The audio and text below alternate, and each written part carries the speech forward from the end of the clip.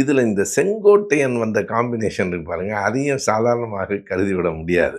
அவர் என்ன பேசினாரு, எம்ஜிஆர் பற்றியும் ஜெயலலிதா பற்றியும் பேசினார். மறந்தும் எடப்பாடி பற்றிலாம் பேசலை, கட்சி பற்றி பேசலை, கொள்கை பற்றி பேசலை, தனிப்பட்ட 2 தலைவர்களை பற்றி மட்டுமே. பிரதமர் மோடியை பாராட்டினார்ல. ஆமா.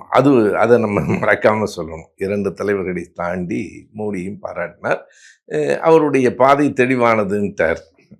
அவரே சொல்லிட்டாரு. நமக்கும் அது புரிஞ்சிருச்சு. அவருடைய பாதை தெளிவாக இருக்கிறது என்பது புரிந்து விட்டது. ஒரே குட்டையில ஊறிய மட்டைகள் தான் 3 பேருமாக மேடையில். விமர்சனங்கள் வரும். அந்த விமர்சனங்கள்லாம் தவிர்க்கிறதுக்கு தான் பாண்டே திமுக மேடைக்கு போயிட்டு வந்துட்டாரு அப்படின்னு சொல்றாருல்ல. இப்ப நீங்களும் கூட திமுக அமைச்சர்களுக்கு இவ்வளவு பெரிய மனசு இருக்க கூடாதுன்னா அந்த நேரத்துல நான் நேரடியாவே சொல்லிட்டேன். திமுக மேடைக்கு அவர் போய் வந்தது அவருக்கு சில நன்மைகளை கொண்டு வந்து சேர்க்கும். கூப்பிட்டாங்க போன அறிவாலயம் கூப்பிட்டாலும் போவேன், எங்க கூப்பிட்டாலும் போவாங்க. போயிட்டு அதே விஷயத்தை எங்க விதைச்சாங்க. அது அவருடைய பேச்சின் ஒவ்வொரு வரியிலும் திமுகவுக்கு எதிராகத்தான் அது மறைமுகமாக அமைந்திருக்கிறது. அதனால இது ஒரு விதமான கூட்டணி தான். இது வெளியில் தெரியாத என்று அவர்கள் நினைத்து கொண்டிருக்கிற எல்லோருக்கும் தெரிகிறது. இப்போ எல்லோருக்குமே தெரிகிறது. எனவே இது எல்லாமே ஒரே பார்வை. ஒரு இடத்தை நம்ம ரொம்ப கவனிக்க வேண்டிய இடம் ஒன்று தான். பாண்டே பேசும்போது சொல்றார், தேன்கூட்டில் கை வைப்பது என்று தெரிந்துதான் பெரியார் மீது சீமான் கை வைத்தார். அபரிமிதமான துணிச்சல். அந்த பாராட்டை கவனியுங்கள். அபரிமிதமான துணிச்சல்.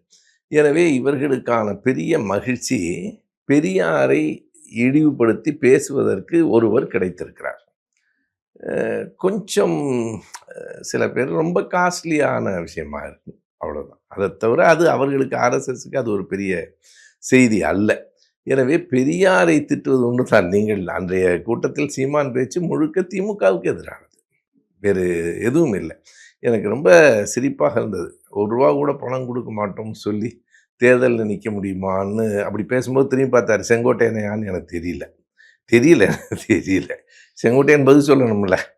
அதனால செங்கோட்டையன் பெரியாரை இருக்கிறவர் தானே அதிமுக தலைவராக. அதிமுகவில் இருக்கிறவர்கள் பெரியார் பற்றி படிச்சிருந்தா தானே ஏற்பதா எதிர்ப்பதா என்று தெரியும். இப்போது எடப்பாடி பெரியார் பற்றி பேச சொன்னால் 1 மணி நேரம் பேசுவாரா?